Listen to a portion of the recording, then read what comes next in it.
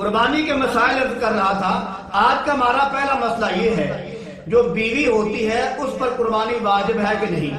میرے عزیز بھائیوں، بیوی اگر صاحب نصاب ہے، اس کے پاس 52 تولے چاندی ہے، تو وہ صاحب نصاب ہے تو اس پر قربانی واجب ہے۔ اگر وہ صاحب نصاب نہیں تو اس پر قربانی واجب نہیں ہے۔ آگے مسئلہ یہ ہے، کیا جو شوہر ہوتا ہے کیا اس کے ذمہ ہوتی ہے کہ بیوی کی جانب سے قربانی کرے؟ تو میرے عزیز بھائی، شوہر کے ذمہ نہیں کہ بیوی کی طرف سے قربانی کرے۔ ہاں، شوہر پر اگر اپنی قربانی واجب ہے تو پہلے اپنا واجب ادا کرے، اس کے بعد اگر گنجائش ہے تو بیوی کی جانب سے قربانی کرے۔ تو لہذا شوہر پر لازم نہیں کہ وہ بیوی کی جانب سے قربانی کرے۔ بیوی اگر صاحب نصاب ہے تو وہ خود کرے، ورنہ شوہر کے ذمہ نہیں ہے کہ بیوی کی جانب سے وہ قربانی کرے۔ آگے مسئلہ یہ ہے کہ جو قربانی کا جانور ہے اس کے حصوں میں اگر شیعہ شریک ہو جاتا ہے یا مرزائی شریک ہو جاتا ہے تو کیا یہ جائز ہے؟ میرے عزیز بھائیوں، قربانی کے جانوروں میں شیعہ کو شریک کرنا یا مرزائی کو شریک کرنا یہ جائز نہیں ہے۔ اگر آپ شریک کریں گے تو آپ کی قربانی ضائع ہو جائے گی۔ لہذا جو غیر مذہب آدمی ہے ان کو قربانی کے حصوں میں شریک نہیں کرنا چاہیے۔ آگے مسئلہ یہ ہے کہ یہ جو قربانی ہے یہ ابراہیم علیہ السلام کی سنت ہے یا نبی کریم صلی اللہ علیہ وسلم کی سنت ہے؟ تو میرے عزیز بھائیوں، یہ دونوں ہستیوں کی سنت ہے۔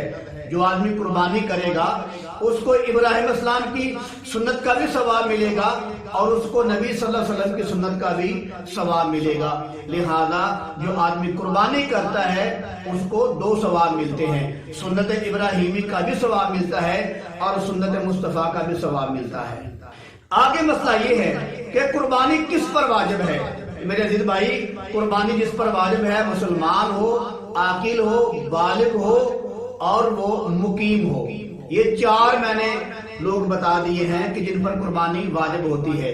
قربانی واجب ہے مسلمان پر قربانی واجب ہے، غیر مسلم پر قربانی واجب نہیں ہے۔ عاقل ہو، عقل مند ہو، اس پر قربانی واجب ہے۔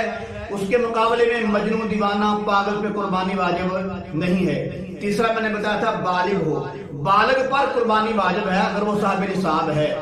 تو جو نابالغ ہے اگرچہ وہ صاحب نصاب بھی ہو اس پر پھر بھی قربانی واجب نہیں۔ اگر وہ ادا کرے گا تو ہو جائے گی، اگر وہ دے گا تو ادا ہو جائے گی، لیکن شریعت نے نابالغ پر قربانی کو واجب نہیں قرار دیا۔ اور چوتھا آدمی یہ ہے کہ وہ مقیم ہو، یعنی کہ مسافر نہ ہو۔ مقیم پر قربانی واجب ہے، مسافر پر قربانی واجب نہیں ہے۔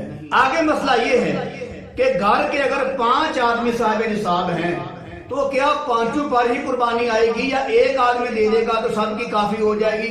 تو میرے عزیز بھائی، یہ مسئلہ میں نے پہلے بھی بتا دیا ہے کہ جو آدمی بالغ ہو جاتا ہے، میں آپ کو مثال دیتا ہوں، جو آدمی بالغ ہو جاتا ہے جس پر شریعت کے احکام جاری ہو جاتے ہیں، اگر وہ آدمی کہے کہ ہم 5 آدمی گھر کے ہیں، 5 پہ نماز فرض ہے تو ہم ایک آدمی نماز پڑھ لیں گے تو سب کی طرف سے ادا ہو جائے گی، کیا ایسے ہوگا؟